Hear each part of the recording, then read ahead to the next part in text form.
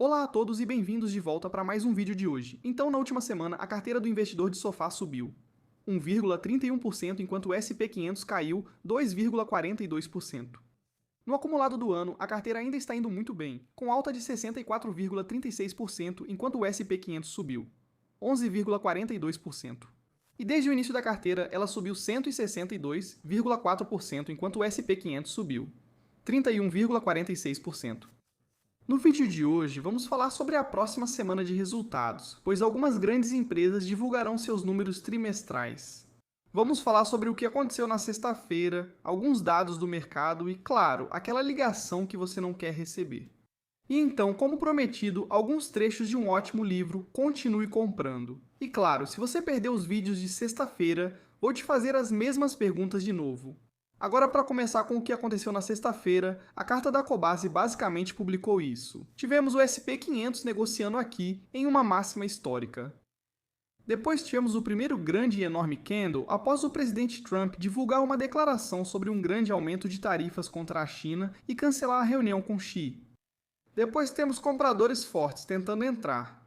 E depois basicamente tivemos outra queda. Então, o SP500 apaga 1,2 trilhão de dólares em 40 minutos. No mercado de cripto também tivemos, o maior evento de liquidez de todos os tempos. E claro, quando você junta tudo o que aconteceu com o mercado, o VIX, o índice de volatilidade, obviamente subiu. E agora estamos no ponto mais alto desde maio. E claro, como você sabe, toda vez que ele disparou no passado, surgiram muitas oportunidades e a queda foi comprada bem rapidamente. Será que o mesmo vai acontecer agora, ou o VIX vai subir ainda mais e vai demorar mais alguns dias? Bem, como você vai ver, isso não faz muita diferença. Aliás, de novo, esse índice de medo e ganância, eu ainda não faço ideia de como esse negócio já está tão perto do medo extremo depois de apenas um dia. Mas tudo bem, olha, se é assim que esse índice funciona, então acho que mesmo quando estamos em ganância extrema, isso não significa muita coisa. Agora, para a próxima semana, temos algumas grandes empresas, claro, divulgando seus resultados. Temos muitos bancos e instituições financeiras, certo? Na terça-feira temos BlackRock, JP Morgan Chase, Goldman Sachs, Citi, Wells Fargo, Johnson Johnson, Domino's Pizza. Depois, na quarta-feira, temos a SML. Isso vai ser bem interessante agora. Bank of America, Morgan Stanley, Dollar Tree. Depois que o mercado fechar, você tem United.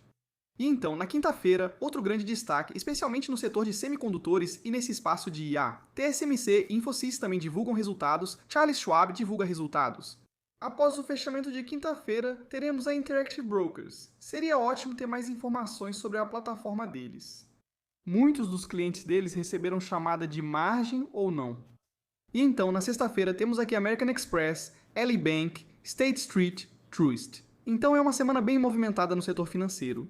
E aí temos dois nomes enormes no setor de semicondutores. Agora falando sobre a carteira, claro, sexta-feira não foi um bom dia. A carteira caiu. Vamos dizer que foi 5%, certo? Então realmente não foi um bom dia na sexta-feira. Agora, o que eu fiz ao longo da semana? Como vocês sabem, eu comprei algumas ações da Rubrik. Eu aumentei essa posição em 16% no começo da semana e a Shift4 em 20%. Eu também aumentei a Oscar Health em cerca de 8%. Claro, se você olhar para a Oscar Health, ela caiu um pouco junto com a Rubrik e a Shift4 não fez tanta diferença assim. No geral, o desempenho ao longo da semana foi muito bom, porque enquanto a Nebius teve um desempenho extremamente bom, a Rocket Lab teve um desempenho extremamente bom até aquela sexta-feira, certo? Na sexta-feira tudo caiu. Mas ainda assim, estamos aqui. Quero dizer, Sofia ainda é a número 1, Nebius em segundo lugar, Rocket Lab em terceiro, Google em quarto. Então, a Rocket Lab está em terceiro lugar, já era um dos, digamos, sinais de que as coisas estavam extremamente aquecidas, certo?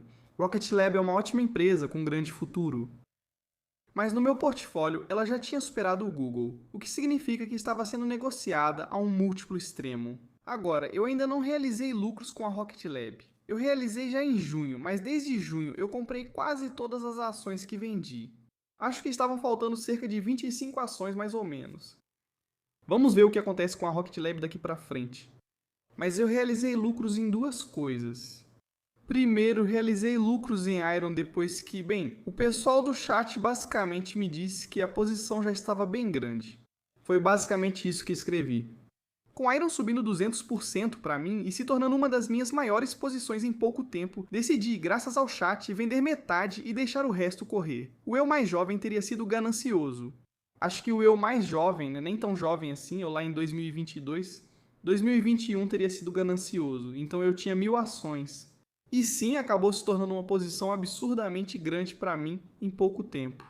Sim, eu realmente comprei mais recentemente, mas de novo, a ação continuou subindo mais de 30% em questão de poucos dias. Mas no geral, essa posição estava com 200% de valorização. Eu ainda tenho 500 ações. O que houve com o lucro? Está na reserva de caixa. Isso não é tudo. Depois, após conversas nas transmissões ao vivo, vendi todas as minhas opções de compra da Intel. Aqui novamente, o dinheiro será usado eventualmente para comprar ações da Intel e aumentar a reserva de caixa. Minhas opções de compra estavam com uma valorização de mais de 520%. Felizmente para mim, tudo isso aconteceu antes das ações caírem. Literalmente, ok, caiu um pouquinho, mas não foi aquela grande queda que vimos nas últimas horas da sexta-feira. Então sim, eu aumentei bastante a posição em dinheiro na outra carteira, especialmente na carteira de opções. E sim, como diz na miniatura, eu tive sorte com o timing. Eu tive sorte com o momento de comprar essas ações da Intel. E eu tive sorte no timing quando realmente realizei os lucros e vendi as opções de compra da Intel. Sim, eu tive sorte. Mas por outro lado, talvez eu faça a minha própria sorte. Eu não sei. Com a Iron, eu realmente gosto da história. Como já falei bastante, também conheço essa história pela Nebius e Core Weave. Mas com a Iron crescendo tão rápido e se tornando uma posição tão grande, alguns de vocês até comentaram isso no chat. Depois da live, eu pensei, na verdade faz bastante sentido. E de novo, é só eu não estar sendo ganancioso demais. Eu poderia simplesmente dizer, na verdade não ligo. Estou com 200% de lucro e posso chegar a 1000% nos próximos anos. Quem se importa? Mas quando estamos falando aqui novamente de bastante dinheiro, especialmente para uma posição como essa, eu já estou com um lucro significativo no ano até agora. De novo, isso sou eu apenas não sendo ganancioso. Eu não encerrei a posição. Realizei lucros, mas mantenho a mesma quantidade de ações da Core Wave. Por enquanto, não vou mexer nela, como disse na transmissão ao vivo. Se de repente estivermos a $200 por ação, mais ou menos, eu provavelmente vou realizar alguns lucros. Em relação à BMNR, basicamente fiz um vídeo alguns dias atrás. É isso que eu tenho, 169 ações aqui. O que acontecer com isso? Vamos ver. Iron é basicamente isso. Agora, claro, depois da queda de sexta-feira, bem, estou com um ganho de 165%. Minha média ainda está muito baixa, 22,5 dólares. Se tivermos mais notícias sobre Iron, se eles anunciarem um grande acordo ou algo assim, sim, vou continuar acumulando mais ações. Mas neste momento eu ainda acho que essa exposição já é suficiente daqui para frente. Quanto às opções de compra, as do final da fase 1 ainda estão em baixa, certo? Elas ainda estão em baixa. Já estão em baixa há muito tempo. As da Pagaia são novas, certo? Esse também é um post que eu fiz. As da Pagaia também são novas. É menor, mas essas aqui também estão em baixa por causa de sexta. Estavam no verde na quinta e na manhã de sexta. Mas como você pode ver, caiu 34% só na sexta-feira. Isso sou eu basicamente sendo muito transparente e te dizendo que esse é o risco com opções para quem quer tentar, porque você pode ter ganhos absurdos. Sim, mas você também pode perder uma quantia insana de dinheiro em apenas um dia, certo? Como eu disse. E como eu mostro aqui, minhas opções do PayPal em um dia, quase todas caíram cerca de 30% em apenas um dia. Sim, é verdade que muitas delas ainda estão com ganhos de 3 dígitos, certo? Essas aqui ainda estão com 145% de lucro. Essas aqui, 83%. As de junho, 129% sim, elas chegaram a subir 200% em determinado momento. E as de janeiro de 2027 subiram 95%, então sim, é verdade que dá para ganhar muito dinheiro. Isso depende do preço de exercício, da empresa escolhida e do tempo, certo? Pois opções têm limite de tempo, ao contrário das ações. Você pode levar as ações até o fim da vida. Elas não vão expirar, a menos que a empresa acabe, é claro. Mas é basicamente isso que acontece com as opções de compra quando temos um dia muito ruim no mercado de ações. PayPal caiu, quanto foi? 6, 7%. Suas opções caíram 30, 35%. Só para você saber, quando a ação sobe 6, 7%, o ganho também pode ser significativo. Isso é verdade, mas você precisa entender os riscos. Dito isso, o que eu vou fazer com essa quantia de dinheiro parada agora, certo? Todo o dinheiro da Intel, todo o dinheiro da Iron, o que que eu vou fazer com isso? Bem, honestamente depende do que vai acontecer nos próximos dias, certo? Porque eu ainda acho que algumas empresas, e nesse portfólio especificamente, certo? Eu ainda quero ter mais Oscar, ainda quero ter mais Rubrik, ainda quero ter mais Shift4, ainda posso ver algum valor em outros nomes aqui. Quero dizer, Sophie, eu também não me importaria agora, porque lembre-se, Sophie, terras raras, tarifas e tudo isso não importa tanto assim para a Sophie. E sim, mesmo depois de todo o meu discurso que acabei de fazer agora sobre opções, eu não me importaria de aumentar minhas posições em opções da PayPal, mas provavelmente para janeiro de 2027, então novamente LIPS nesse caso. E as que eu tenho agora de $120, eu provavelmente olharia para algo em torno de $90 ou algo assim. Sim, mais caro, mas ainda acho que elas vão ter um desempenho muito bom, até janeiro de 2027. Exceto em casos extremos de guerras comerciais, guerras, quedas de mercado, recessões e tudo isso, é claro. Mas no geral foi basicamente isso que aconteceu durante a semana. Comprei algumas ações e na sexta-feira vendi e realizei um bom lucro. Alguém me perguntou sobre o Duolingo. Você disse que venderia assim que empatasse. Ainda não empatei, apesar de ter ficado no 0 a 0 em um momento da semana. Chegou a subir cerca de 1%. E sim, ainda pretendo fazer a mesma coisa com o Duolingo. Reduzir um pouco a exposição, porque, bem, é uma posição na qual entrei rápido demais, certo? Tenho 43 ações, mas tenho quase $15.000 nessa posição. Não acho que eu precise de $15.000 nessa posição, especialmente quando ainda quero aumentar Oscar, Rubrik e Shift4. E a razão por trás de tudo isso é muito simples. E vou colocar o trecho do Peter Lynch mais uma vez. Eu não acredito em diversificação, de jeito nenhum. Eu teria só uma ação se encontrasse uma excelente. Diversificar é um grande erro. Eu chamo isso de diversificação. Mas você compra algo para compensar outra coisa e ambas caem. Já tenho perguntas demais para trazer a sua 50ª conferência anual. Preciso ir. Acho que temos tempo suficiente para 12 segundos. Bem, isso é particularmente bom. Então, eu realmente não acredito em diversificação. Eu teria apenas uma ação. Mas no que eu acredito é que se eu encontrar 10 boas histórias e todas forem igualmente atraentes, eu compro as 10. E eu espero para ver como elas se desenrolam. É como assistir a 10 jogos de pôquer, 10 partidas de stud poker, você observa as cartas sendo reveladas. A história 3 melhora, a história 6 piora. A história 7 não muda, mas aumenta 50%. Então você vende a história 7 e compra a história 2. Só faço isso. Se forem igualmente atraentes, compro as 10. Aí, gradualmente, alguma história diz: meu Deus, isso está ficando cada vez melhor. E adivinha? A ação acabou de cair.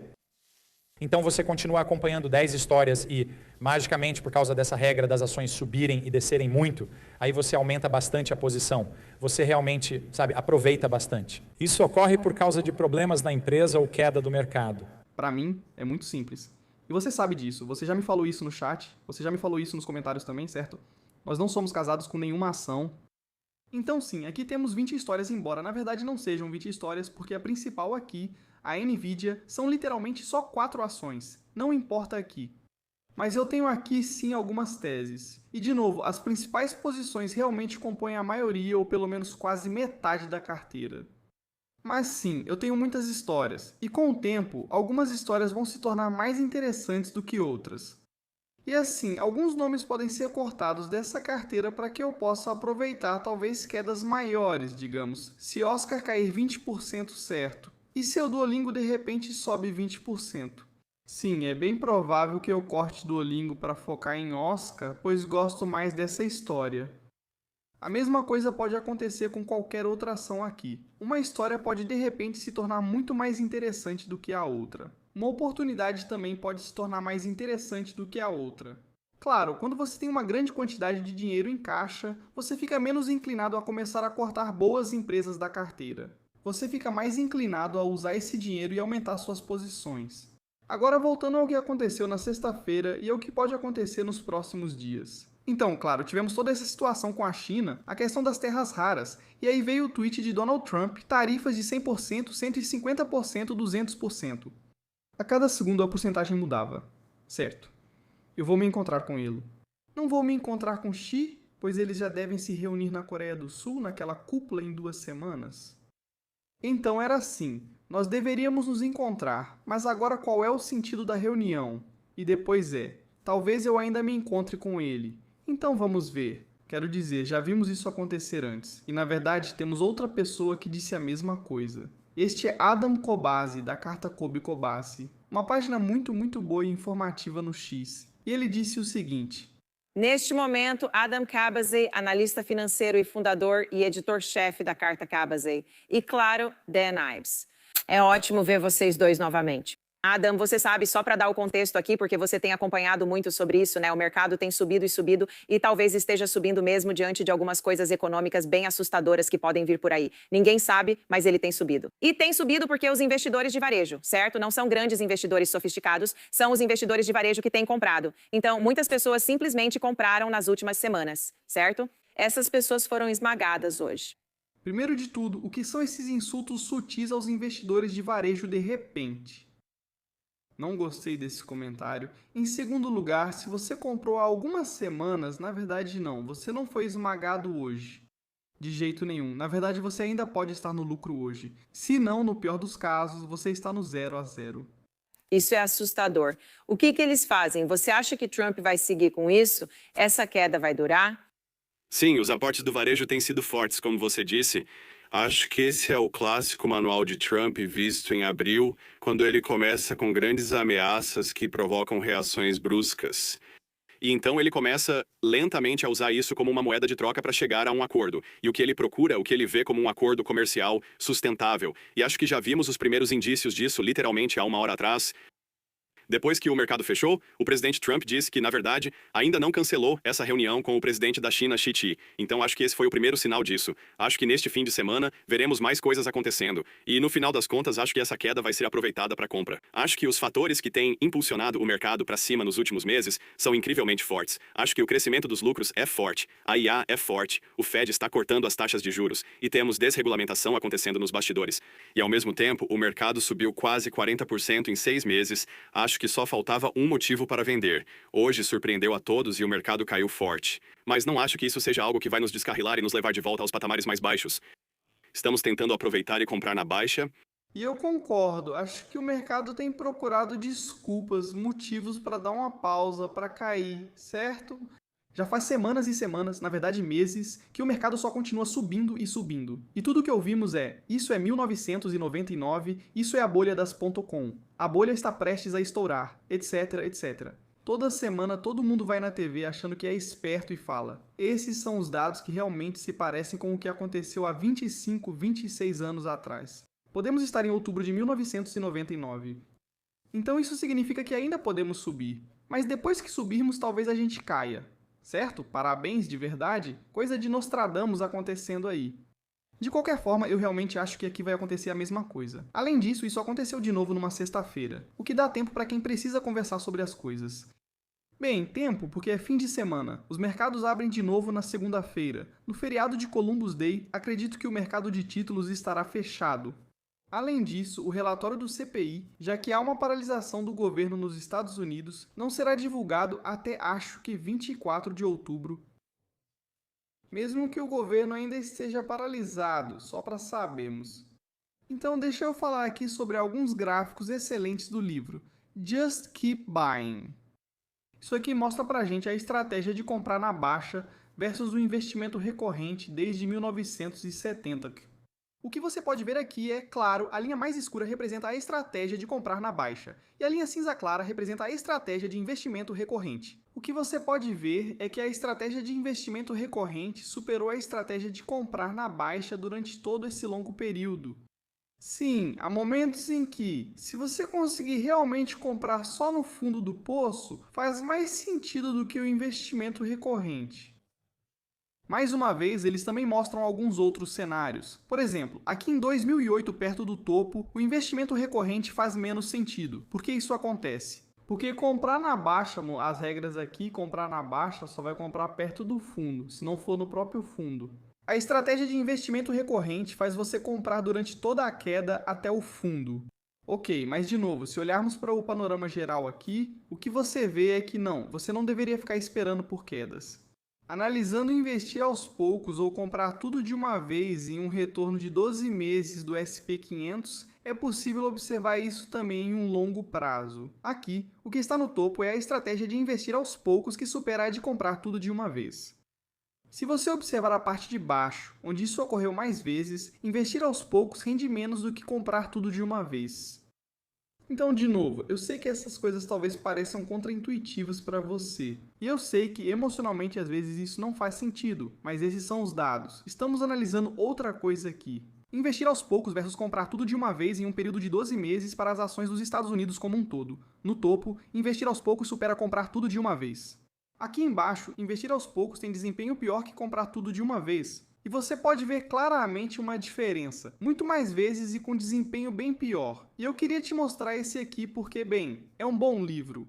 Eu não sou patrocinado, mas é um bom livro, boas lições. E segundo, especialmente agora, certo? Tivemos um ano insano ou já 3 anos insanos. Curioso que sexta fez 3 anos daquele mercado de alta. Que baita aniversário, né?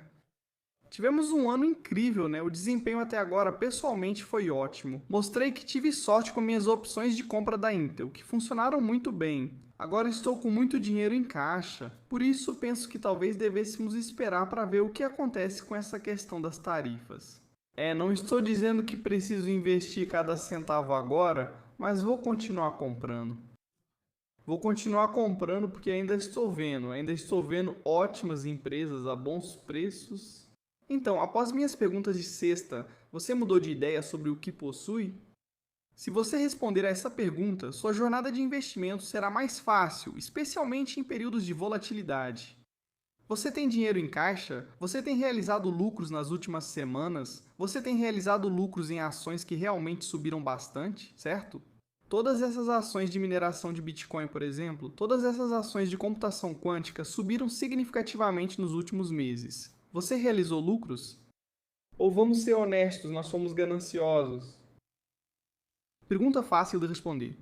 Então, se você tem dinheiro em caixa nesse caso, você disse antes, se cair eu compro mais. E se disse isso, comprou mais quando caiu? Ou repetiu essa frase quando caiu? Novamente, maneiras de entender como você se comporta durante mercados voláteis e durante sua jornada de investimentos. O principal, como disse na sexta, é: não entre em pânico. Ok, já vimos esses eventos antes. Vamos ver esses eventos de volatilidade novamente no futuro. É importante não entrar em pânico. Tenha um plano. Não estou dizendo isso, mas você não tinha um plano e não quis vender suas opções de compra da Intel nem suas ações da Iron. Primeiro, pensei em vender minha opção de compra da Intel, por isso perguntei aos especialistas, já que admito não ser um especialista em opções. Comecei com isso há pouco tempo, por isso digo que tive sorte. Mas o plano era ou realizar o lucro ou vender tudo. A resposta foi vender tudo. Então, com o Iron, sim, esse foi mais um impulso, digamos, de realização de lucro. Ok, não tenho problema em admitir isso. Mas olhando para trás, acho que foi a coisa certa a fazer. De novo, é eu tentando não ser ganancioso, porque o meu lado ganancioso se deu muito mal há apenas alguns anos. Mas tudo correu bem em 2020, 2021, e então, de repente, em 2022 não deu certo. Por que não deu certo para mim? Porque eu fui ganancioso. Eu não realizei lucro suficiente ao longo do caminho. Não vou fazer isso de novo. Puro e simples. E no geral é isso para mim agora. Fiz algumas compras, fiz algumas vendas, e na semana que vem provavelmente vou comprar mais também. Posso aumentar a posição em dinheiro com o resultado dessas vendas. Vamos ver, porque opções estão novamente em outra conta. Então vamos ver, mas eu vou atualizar vocês aqui na aba da comunidade ou nas transmissões ao vivo. Então, no geral é isso. Me diga aí nos comentários abaixo o que você pretende fazer na próxima semana. Se tiver alguma coisa específica que você está pensando em comprar ou vender, me avise aí nos comentários abaixo. A gente se vê no próximo vídeo. Tchau!